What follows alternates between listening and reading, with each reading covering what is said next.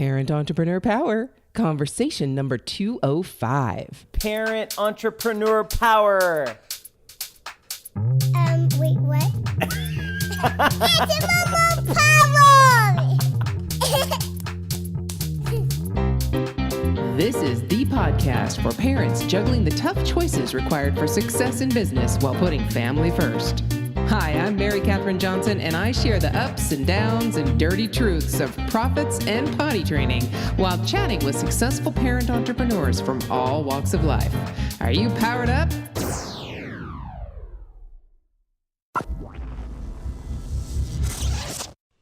Hey there, Power Parents. Guess who? Mary Catherine Johnson here, and I have a feeling you're going to enjoy the conversation you're about to hear, because just in our little pre-chat before I turn this amazing recorder on, I've been laughing quite a bit and getting along very well with this gentleman. So without further ado, let me introduce you to James Sudakow, and he is the founder of CH Consulting and the author of, get this, Picking Low-Hanging Fruit and Other Stupid Stuff We Say in the Corporate World. Hey there, Yes. James. How you doing? Hey, good. How are you doing? Thanks for having me. Yeah, like I said before, I'm doing great. I'm fantastic. Thanks for asking. All right, so let's start this off where we start off with everyone, and that is with your kind of your once upon a time story. And I have a feeling that's going to be quite unique as well. So we kind of talk about how you got into this whole gig of parenting and business at the same time. So what'd you do? My wife made me do it. That's basically what happens. You know what? We tend to do that a lot, don't we? I listen to whatever she tells me to do. But it's interesting, right? Because I had been working in, big corporate America for a good number of years. And, we both knew that I always wanted to do this thing and start something. And I never knew if it was going to be viable for 1 year, 2 years, 8 years, whatever. But, we have kind of a unique family situation. My wife and I are legal guardians for my wife's younger brother and sister. So they're 16 and 20 now. When we got them, they were 7 and 11. And that's about how long I've been running this practice. So this consulting business that I run, I started about 8-9 years ago. And I remember saying to my wife at the time when she says, "You need to go do this." I said, "You want me to do this now?" I mean, we're literally taking on responsibility for a tweener and a kid who's going to be a tweener soon. And I have no idea how to do that. We just literally flipped on the light switch and now we're parents. And we're going to do that. And then we're talking about having our own kids, which we then did subsequently. So as I was mentioning to you, we have a 6-month-old and a 2.5-year-old that's our own. So, I kind of was saying, I'm not sure this is great timing. And we both kind of realized, when was there going to be great timing to do it? And, I had been in the business world and was doing really well. I was at a VP in a big kind of global multi-billion-dollar med device company and doing really well, but just not super happy with it. And so we just kind of agreed, let's just go for it. And I'm also the sole financial provider. So I think that's been a bit of a driving force to make it work. Yeah, no choice. So, I kind of thought, well, this will be an interesting 1-year experiment. And it's 8 years later, it's still working. And somehow I'm able to figure out how to not be an absentee husband, an absentee parent, because I couldn't live with myself if I was that too. And so that's where we're at. That's how I got where I am. Wow. So tell me a little bit more about consulting. I mean, that is such a broad term, right? Yeah. What's consulting? So what I do is I focus on kind of two big things. One is companies that are going through kind of big transformation. And it's pretty interesting when you think about when I started this practice back in 2009, we were just coming out of the Great Recession. Mm-hmm. And so it was a really interesting time where companies were kind of like thinking about what do we have to do differently to even still be here? And so that kind of is what launched the kind of the org transformation work. And surprisingly, it's still pretty common. I still get a lot of it, even though we're way past that. Companies are always transforming, and how do you actually do it and make it work? So that's kind of one aspect of it. And then the other side is kind of talent and people, right? I'm a big believer that, people come up, there's these great innovations and great technologies and this and that, but really the people are the sustainable differentiators for companies. So how do we actually get the most out of them, and how do we do that kind of work? So that's the other area that I focus a lot on with companies. It's really interesting. It's never the same, which keeps it fun. There's always new problems to solve and new, types of people to deal with, but that's kind of what we do. Yeah. Wow. So let me ask you this. I know this is I have to just say right up front that these conversations, the timing is not accidental. Okay. I cannot even tell you how many times I've had a conversation with someone, and I have to be honest, I don't do any prep work ahead of time. I want to come into a conversation brand new, curious, open Yeah. eyes, just to be able to go wherever the conversation takes me, not with a specific goal in mind or specific path that I want someone to take. I really want to open it up and let it happen. Well, it keeps it organic and real, Yeah, right? exactly. So I gotta tell you, that kind of mentality. It's amazing how many times I have a conversation with someone and it is exactly where I am, right? Or Yeah. what's Yeah. coming on the horizon. It's really crazy. It's just Interesting. serendipitous that way. Yep. So Yeah. let me ask you, the question I'm going to ask without all that wonderful preamble is, okay, you talk about consulting and you talk about organizations and you talk about the people and the changes and things. Really, do you feel that you are more of a mentor, or are you more of a coach, or are Hmm. you specifically dealing with strategies and implementation and those kinds of things? All of the above, right? I mean, Okay. it depends on the need. It depends on the client. What's interesting, and this will give you a little bit of a window into me. I vividly remember 8 years ago saying to my wife, I do not ever want to coach anybody. I don't think I'd be very good at it. It's not my thing. I don't. I actually like doing the strategy work and then turning that into executing in operations and all that. And what I find that's really fascinating, you never know where life's going to lead you, right? Mm-hmm. I find that over the last 3 to 4 years, more and more people in the business world are coming to me for the coaching and the mentoring and less around the operations, which I never thought I would ever do. But I actually Mm-hmm. find that I really like it now because, obviously maybe I have something valuable to say and help people with from my own experiences. And that feels really good. So it's all over the board, to be honest with you, depending on the client. But I do a lot more of that than I ever thought I would. But it still sounds like, once you get that kind of overview perspective, right? Because that's when you consult with a company. I don't care the size. Yeah. You are kind of above the forest, right? At Yeah. first, you Yeah. have to be Yeah. above the forest before you can dive down into the trees, That's right. right? Because you And that's have what to. they pay me for. They Yeah. want that view, right? What's Hmm. interesting is my first client that I ever had, and was my only client at the time when I launched this business. I still have them, 8 years Yeah. later. And one of the things that I have to constantly do is make sure that I'm continuously kind of raising up, because it's easy to become part of the day-to-day operations, and then you lose Right. that kind of viewpoint that they want, which is, hey, you tell us something that we're not seeing because we're so mired in what we're doing, which we all Right. suffer from, Oh right? yeah. Oh yeah. Oh yeah. Yeah, In our own businesses, that's what we do. That's why we exactly. hire a mentor or a coach. Yeah. But I got it. The words, I don't know what it is. The words make a difference to me. Mentor feels very different to me than coach. Yeah. And I identify more with mentor than I do with coach. I think I That's do just more me. mentoring than coaching as well, right? I mean, there's a lot of coaching methodologies out there, which is, help people figure out answers that they already know. And that's why I told my wife, I think I'll be terrible at that. I just want to kind of tell them what my experience is, and maybe that'll help them out. And that's what I tend to do more of. People Yeah. come to me and I always tell them, hey, I'm not a great coach, but I think I'm a pretty good mentor. Yeah. And they say, okay, we understand. That's cool. And then we get into that, which tends to work pretty well. That's fantastic. Okay, so get me a little bit, and thank you for that, because that, Yeah. yeah, I'm at a crossroads right now. Right now in my business, I do a lot of consulting, but I do a lot of solutions provider. I Oh, actually create interesting. something. Okay, so I Yep. actually help businesses create something for them.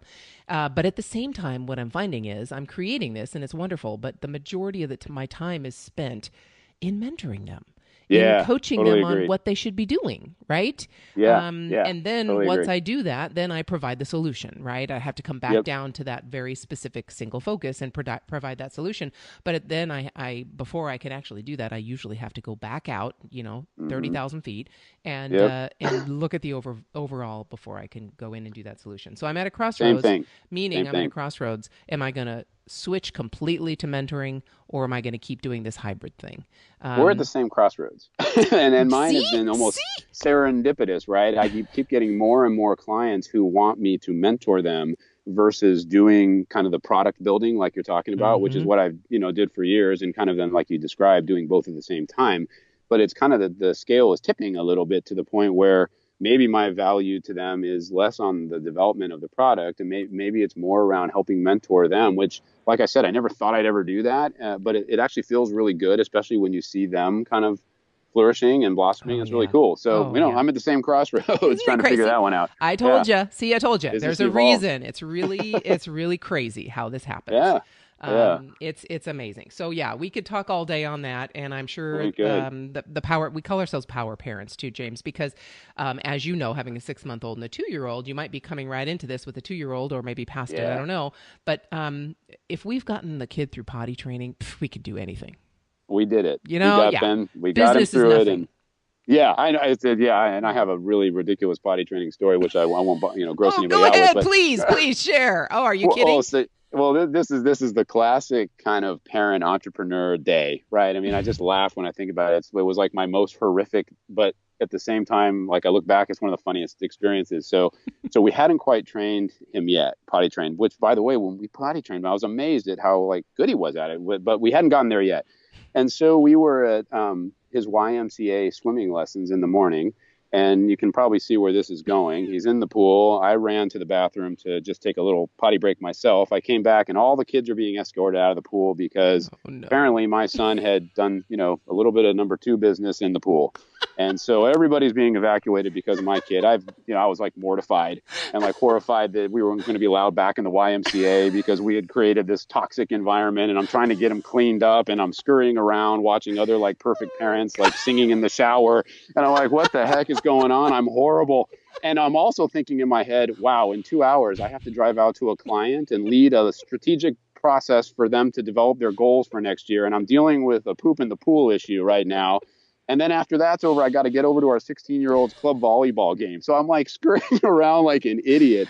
And there's like a classic day in my life, right? I'm trying to juggle it all. Somehow everything worked out. I don't know how. Yeah, I know. But it did.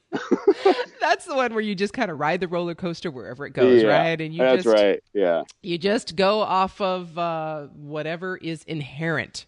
Right? That's right. We made it through. I told my wife, like, I did that one dad style, and that basically means we won, but we won ugly, but we still won, and that's okay.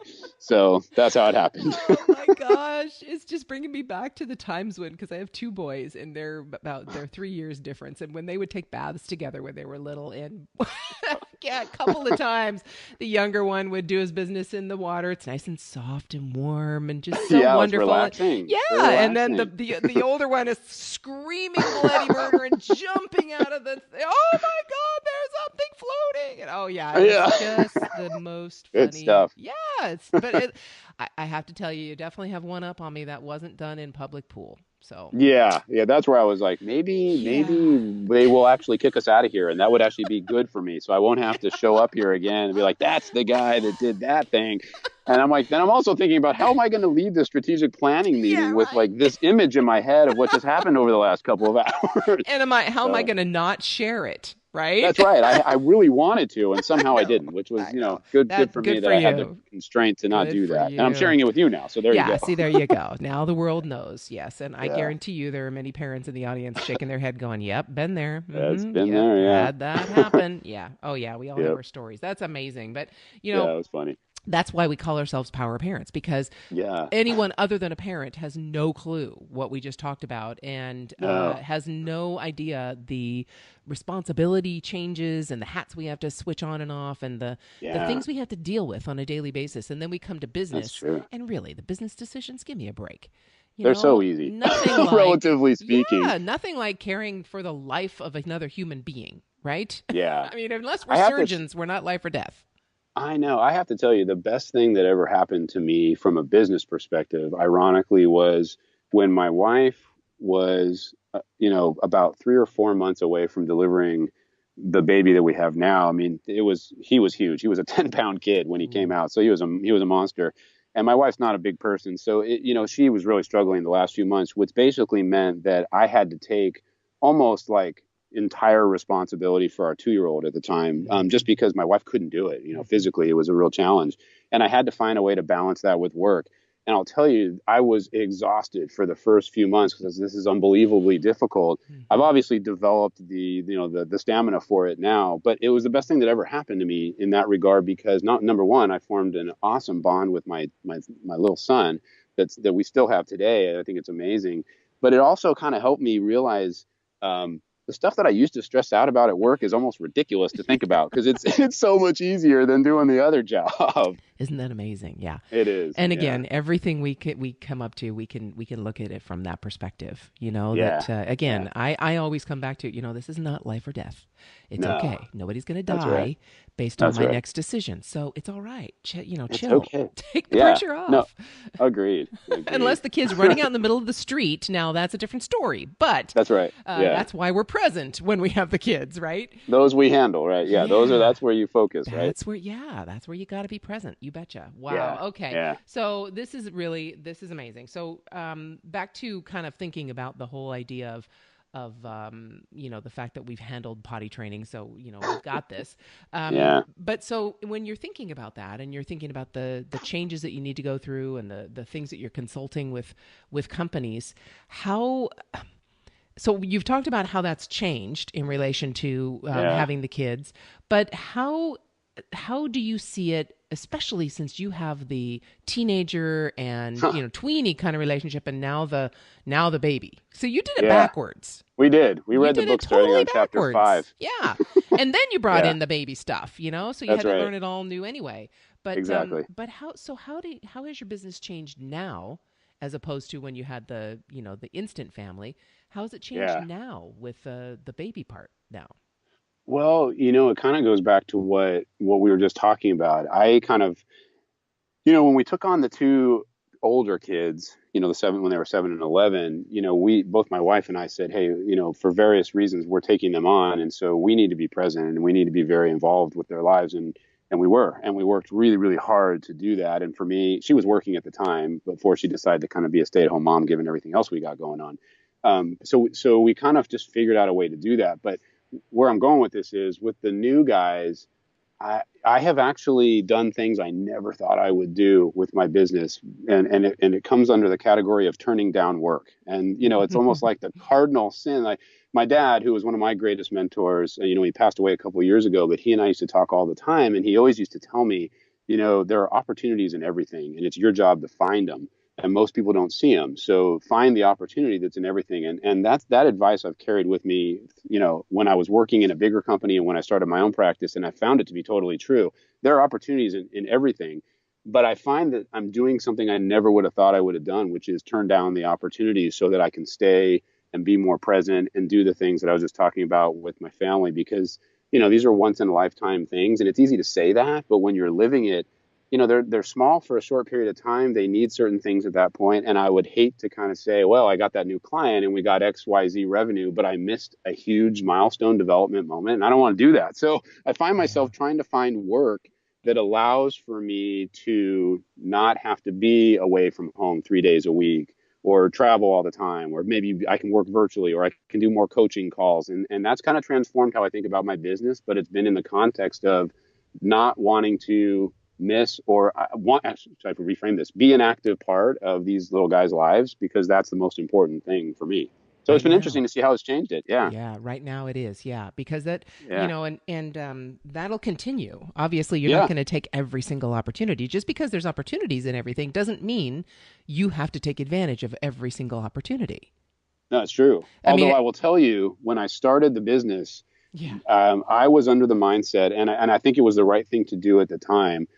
To use a baseball analogy, I swung at every pitch that was pitched my way. And sometimes I would walk out to the mound and throw myself a pitch so that I could hit it. and I would hit them. And that was what I needed to do, I think, at the time. But, 8 years later, hopefully I'm more established and I can kind of be a little bit more selective. And so far, so good. Right? Yeah, good. Exactly. Good point. And, we have to do that really.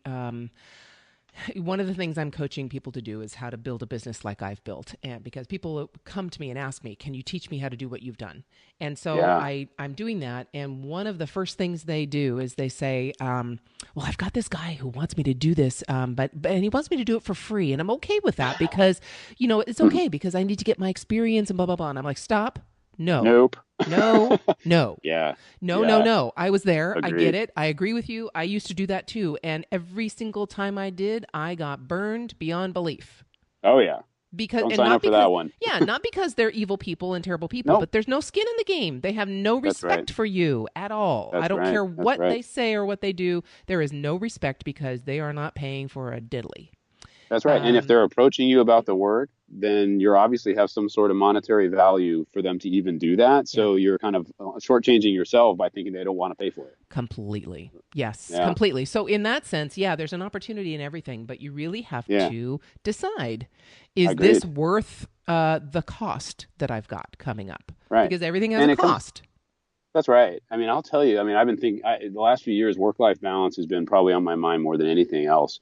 And I found it was really interesting. And it's because of, we got the 4 different kids at these different age groups, and you want to be present and part of all of their lives, right? You want to do the right thing for all that. And of course, I have my wife. I don't want to be an absentee husband. And so, you find yourself, at least I did, thinking about the kind of the concept of work-life balance as an entrepreneur and as someone who was kind of very, very close and wants to be part of the family life, that work-life balance in many ways can be a soundbite that doesn't actually help you solve the work-life balance problem. And I found that I was part of that. Like, people would say, well, what do you want with work-life balance? And I'd answer it in some sort of ridiculous way, like, well, I want to grow my company and I want to be part of my family. I'm like, what does that mean? That doesn't mean anything. This is like a soundbite. So it was funny. I actually had to sit down and literally think about the trade-offs I was willing to accept, which kind of got me to this place where, okay, I don't need to grow my business right now. I just need to sustain it. And that's a trade-off I had never even thought about before, but it has had a positive impact on how I think about and how I actually live work-life balance in a different way. So it's been really interesting. Yes. Thank you. Thank you. Thank you. Okay. Everybody in the audience, the Power Parents, know what I'm going to say next, because we talk about this quite a lot. Because to me, there is no such thing. There is absolutely no such thing as work-life balance. It means nothing. Balancing is like that pivot point, that one pivot point where you can't move in order for everything to stay perfect. And that doesn't exist. Yeah. It does not. It might exist for a second, but then you're going to move. And something's going to change, and a kid's going to grow, and they're going to be teething, or they're going to get sick, or they're going to... And balance means it doesn't exist. It's a BS word. So what we talk about is choices. Every and minute, I would agree with you. Right? Every minute of every day is a choice. There are choices and trade-offs. Choices and and that's what I had never been willing to even think about before, right? It's about the trade-offs or the choices, to use your words, which is which I totally agree with. Which is like, what am I willing to do or not do as it pertains to this particular situation, so that I can actually fulfill my needs at work if that's what's important at the time, or I can fulfill my needs at home if that's what's important at the time. And it's been like, that's been a revolutionary thought process for me, because it's totally helped me rethink where I focus and spend my time. Yeah. And isn't that, to bring it full circle, James, actually, isn't that what you do with companies? Don't they have to make trade-offs? Well, that's the irony of it. And my wife laughs at me all the time. It's, if we could apply this stuff back to our own personal lives and our families, like, I'm so good at it. I mean, at least that's what people tell me. I'm so good at helping the companies do that. And that feels really good. And then I'm like juggling like 19 Frisbees in the air at home and like catching 2 of them, saying like, hey, if these guys only knew how pathetic I was at home, they'd never hire me. So, yeah. I know. It's crazy. I can talk a really good talk too. And it's really easy to look outside oneself. Yeah. There's a reason our eyes point outside and not inside, right? Yeah. Well, at least it pays the bills. That's what I have to say. Exactly. Oh my goodness. All right. So that's exactly, it brings us full circle. That's exactly what you're talking about. The consulting that you do, the mentoring. And that's why we hire other people to look at us and go, duh, what are you doing? Hey. And then you're like, well, I knew that. Yeah, thanks. sorry. But now I didn't really know it because I hadn't done anything about it. So. Knowing and doing are 2 different things. Yeah, exactly. I've found that out a long time ago. All right. Yeah. So yes, fantastic. And I, I applaud you for being honest with yourself and with us and sharing all the things that we've all been through. This is really, it's universal for us parents. And one of the things we talked about, so we just passed 200 episodes in the podcast, and oh, wow. Awesome. It's amazing. Yeah, it feels really good. The first 100 episodes, we were really talking about the similarities between parenting and business, in the sense that the stages that we go through are the same. So, we have that startup phase in business. Well, that's the same as our newborns. Same exact thing. We have that growth spurt that our kids go through in the twos and those stages, toddler stages, and we have that same growth spurt in our business. But what happens in that growth spurt is we have a huge growth spurt, and then we fall back on our butt. right? Yeah. You know, our Yeah. toddlers do that. They get up and they run and then boom, they fall. Well, our Yeah. businesses do the same thing. And that goes through all those same concepts, the steady growth of the elementary school years and blah, blah, blah. Yeah. And then we get to the, the exit strategy, that kind of idea. And that's where I Yep. am right now. My kids are in exit strategy. My oldest is on his way down to Los Angeles. He's 19. He's driving down to Los Angeles and, spending some time with his girlfriend down there because she's going to school down there. And I'm just going, breathe. This is the purpose of life, for you to let go and let happen. Isn't that ironic though? It's so, life I find so interesting, with us having the kids at all these different ages. It's so interesting. And then I think about the business, the way you just described it. There are points in time where you are required, both as a parent and as a business owner, to control and to drive. And ironically enough, you get really good at doing that after a while. And then your purpose is to let go. And you're like, what the heck? I spent all this time learning how to control. Now I got to learn how to let go in like an instant. That's super tough. Yeah. It's really hard to do. Yeah, but it's true, isn't it? Yeah. When you have to let go of a particular process and hire your first employee or contractor, right? You've got to let go of that. You can't just totally look over their shoulder all the time. Then you might as well do it yourself and go back to square one. Yeah.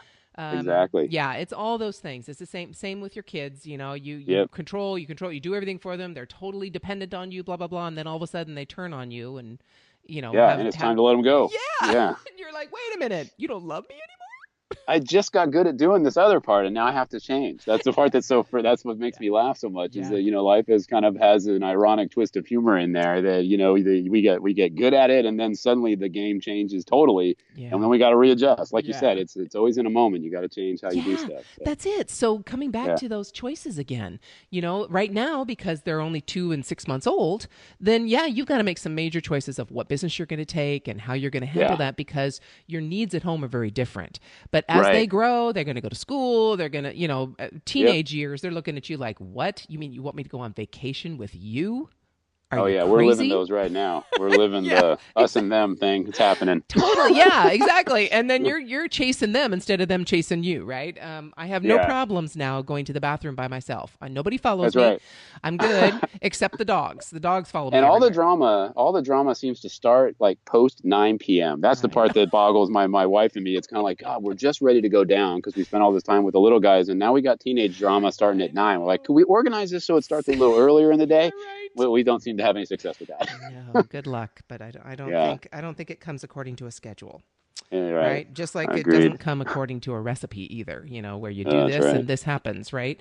Yeah, but it's all right. That's what makes it interesting. It keeps it going. Yeah, that's the reason I don't dye my hair, because if I did, it would just grow back gray anyway. So just leave it. It's gray. Let it be what it is. Yeah, I got more gray hairs coming every day. That's then when they're not teenagers anymore, then I don't know. I'm sure the next thing will be just as trying on my poor follicles. I don't know. It's going to be strange. The next one's going to be strange. I just want to go try and have some more fun before they start having kids. So then that's when the fun kicks in. Yeah. My mom is in having a field day with everybody because she gets to do whatever she wants and violate rules and of course all that stuff. And then we're like, well, you take him home now. Oh, okay. Well, dang it, you've been working really hard on that one that you just violated, but that's okay. He had fun. So. Yeah. No, I wasn't as nice as you. I'm sorry, I just wasn't. It was like, no, I was the total Christmas Nazi. I'm telling you. They started out. Oh, it was awful. They started out with buying tons and tons. My first one. His first actual Christmas when he was a little over a year old.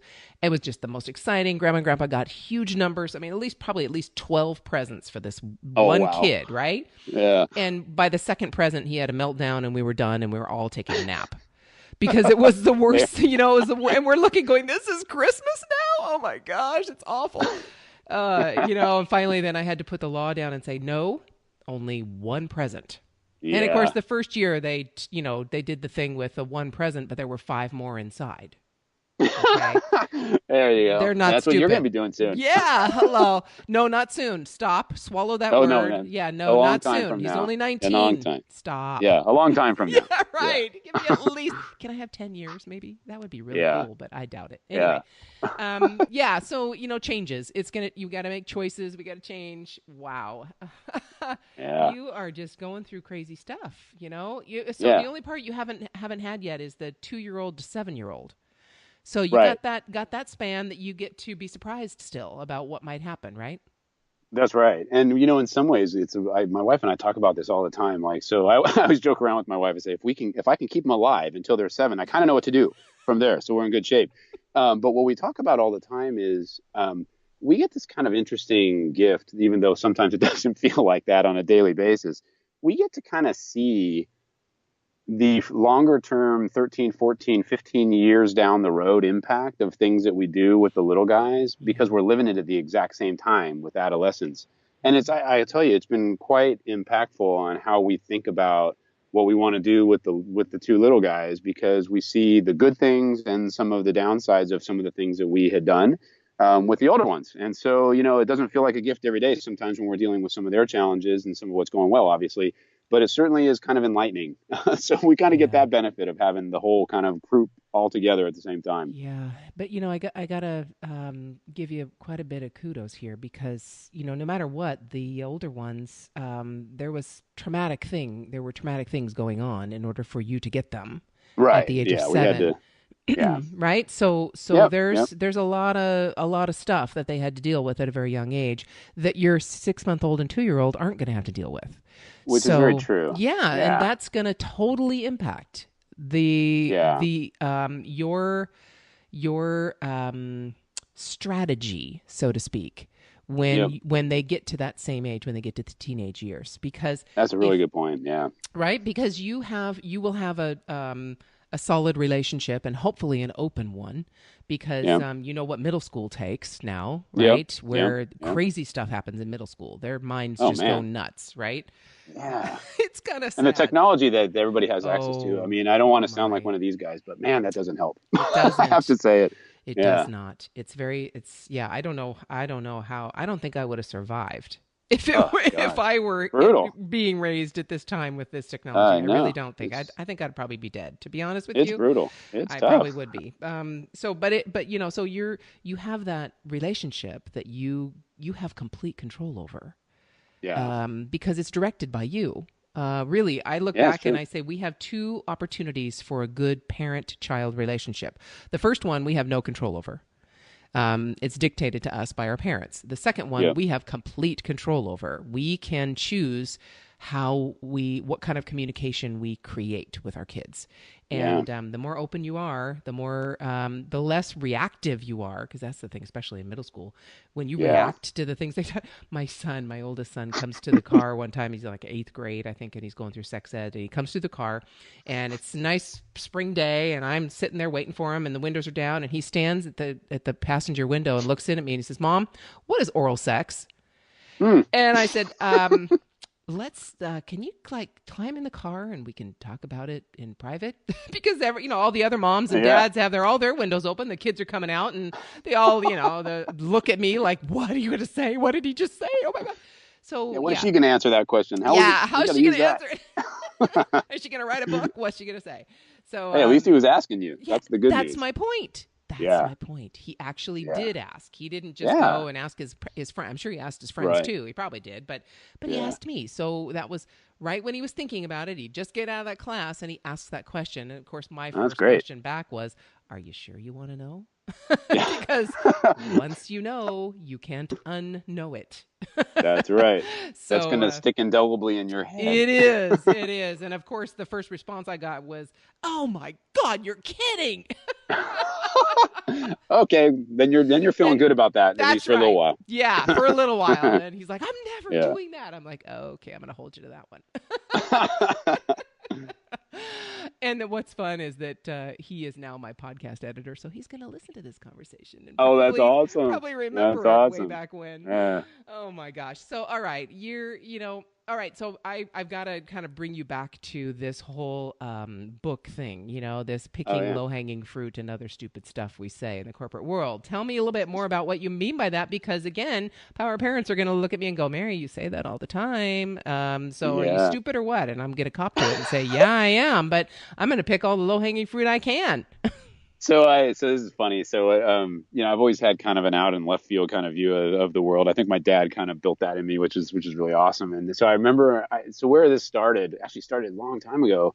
When I got my first job, I was fortunate enough to get a a job at Deloitte Consulting, which is, this massive Mm. global business consulting practice. And that was really awesome for me because it was like a launching point for my career, and that was awesome. So, but I literally remember going in there and hearing all sorts of just really weird like expressions and buzzwords and, jargon or whatever you want to call it that I thought was like ridiculous sounding, like picking the low hanging fruit, get our arms around this, zero sum proposition, out of pocket, all this stuff that we just throw around all the time, getting all our ducks in a row. People were singing from the same song sheet. I'm like, what are people doing at work? This is really weird.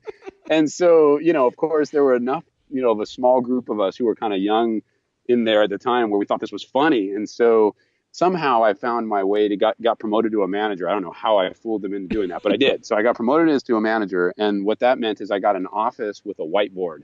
And, I was probably Ooh. supposed to use it for really constructive, like consulting things. But what I decided to do was I actually started writing down on my whiteboard all the terms that I heard people saying that I thought were ridiculous. And then I decided to like impose this rule that if you said those words in my office, you had to use like finger air quotes so that everybody knew that you weren't allowed to like say dumb stuff like that. And it just became like this hilarious thing. And some of the partners would literally come in and write new words on my board when I was away on a business trip. So it became this really fun thing in my kind of like feeble quest to get people to stop doing it. And that didn't work at all, but at least we all laughed about it a little bit more. And so then I wrote a book about it. So that's basically where it came from. All right. So because, it sounds like you're from that little story, it sounds like you're a very literal person. I can be. Right? Yeah, I can be. Yeah. because I have family members who have orchards and things. So I know what picking low-hanging fruit means. It means I don't have to climb up on a ladder and I can pick the easiest thing. I get it. Yep. Right? Oh, and I knew what it all meant too after Yeah, a while. know, And then I I just know. kind of started saying like, okay, if everybody knows what it means, well, what was actually fascinating to me is that some people would even tell me after I wrote this book, some people came to me and said, wow, I've been working for like 15 years. I never knew what that expression Oh meant. my goodness. So there are some Yeah. people out there that actually don't know what it means, ironically enough, even if you're not a literal person like me. Yeah, Well, and yeah. ducks in a row, and I mean, Yep. Yeah, I get it. I totally get it. It is totally funny and everybody understands that these are the things that people just throw it around, and many times probably don't know what it means, and they're just That's kind of exactly going right. along. That's exactly right. And that's kind of what my whole point was. It was more meant to just be a little bit tongue in cheek and say, hey, we all sound really funny when we talk. But there might actually be a nugget of reality in here that says, hey, some people actually don't know and are too embarrassed to say, like, am I What does that supposed to know what mean? that means? And then I'm not going to say anything. Yeah.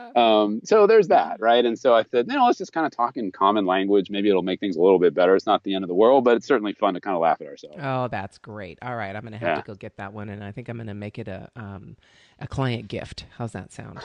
Sounds awesome. Right? So that they can understand, because I use that a lot. That I find myself specific doing comment, it too. but not only that, because I talk to people about, their marketing process, their sales process, their overall market strategy, those kinds of things. And where I try and get people, and especially in my mentoring, I've got a cop to it. Especially in my mentoring, I look at when I'm trying to help people build these businesses, I tell them specifically, let's look for the low-hanging fruit. Let's look for the easiest thing we could find first. Then you get some success, you feel good, then you can go for the harder stuff. And it's the right strategy, right? And it's the right thing to do. I hope so. So far, it's working. Well, I actually had a client who uses the expression bake people into the process a lot. I don't know if you've ever heard that one or not. No. But it's literally one of my most, annoying phrases. Like, how do we start baking people into a process? I don't even understand where that came from. I don't either. Yeah, and I found myself, they use it all the time. So I found myself in a meeting with them where one of them, she's a really great person, really smart. I really like working with her, but she uses it a lot. And she must have used it like 7 or 8 times in the meeting. And then right after that meeting, I was actually facilitating a meeting at that client for several hours. And I said it to the group. And I said, wow, I just got totally sucked into to using that word. And it's literally on my most hated list. So, it happens. We just get in the habit and you hear it so much, everybody starts using it. Well, and plus you also are a good mentor in the sense that you speak another person's language, and that's right. That's how we really relate and totally true. Are able totally to true. Build that rapport and that relationship. And the more time you spend with someone, the more you sound like them. And that's exactly right. That's why married people end up kind of looking like twins, I guess. I don't know. Man, finishing each other's sentences. Right? Everybody knows what they're going to say. Yes. Right? Oh Yeah. yes, all the time. My husband and I have been married. We're going to celebrate in May of 2018. We'll celebrate 35 years That's of awesome. marriage. And we always, if he starts talking about something, and especially if he's talking about a movie, I know exactly what movie he's talking about. I know exactly. We usually, say the dialogue from movies to each other. We do it too. Yeah. Oh, yeah. Or I do that. My wife has to hear it. I give it. She has to receive it She has to. There you more go. than she gets it. There Yeah. you go. There you go. All right. Well, Yeah. James, like I said, I could totally talk to you for a lot longer than our little podcast chat here. So we're going to have to stay connected. I can hear that Oh, right for now. sure.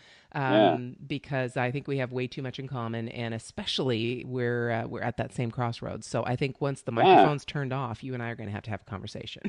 I'm good with that. But thank you, really, for spending this time with us. Power Parents, obviously, you need to find out more about James, and you can go to the show notes and check out all the links that we've got, and definitely check out that book and tell me what other sayings that you might be saying in there. And if you know now what they mean, that's a really cool thing. But is there so if someone, let me just ask you one last question, James. If anybody's sitting on the fence, they're rocking back and forth, they want to kind of get into this whole parenting and entrepreneur gig, and do this at the same time. They're crazy people like we are, right? And they're rocking back and forth. They're not quite sure if they want to do it or not, or how they can, or what's the first step, or any of those. All those questions are going through their head. What advice would you give that person? Well, here's what I figured out, but I didn't figure it out early, but at least I figured it out. Mm-hmm. I've actually become a really big fan of compartmentalization. And what I mean by that is when I started this thing, because I wanted to do really good at my business and do really good with my family, I found myself literally, like I was kind of the illusion that I made earlier, juggling like 19 Frisbees in the air. Half of them were business and half of them were family every day. And like my feeble mind could not handle it. I made it through, but I'd literally crash on the bed at the end of the day, and I was out in about 8 seconds. Mm-hmm. And what I've started doing over the last few years, and it doesn't work perfectly because I'm not sure anything does, but I've started being very focused on compartmentalizing. When I'm doing work, I'm doing work. And my wife and I have kind of figured out how to allow that to happen. And when I'm doing family, I'm not letting work get into it. And so that I can be in that moment and do everything that I want to be doing for both work and family in a compartmentalized way. And I know that doesn't work for everybody. Some people are big fans of kind of the blending of it all.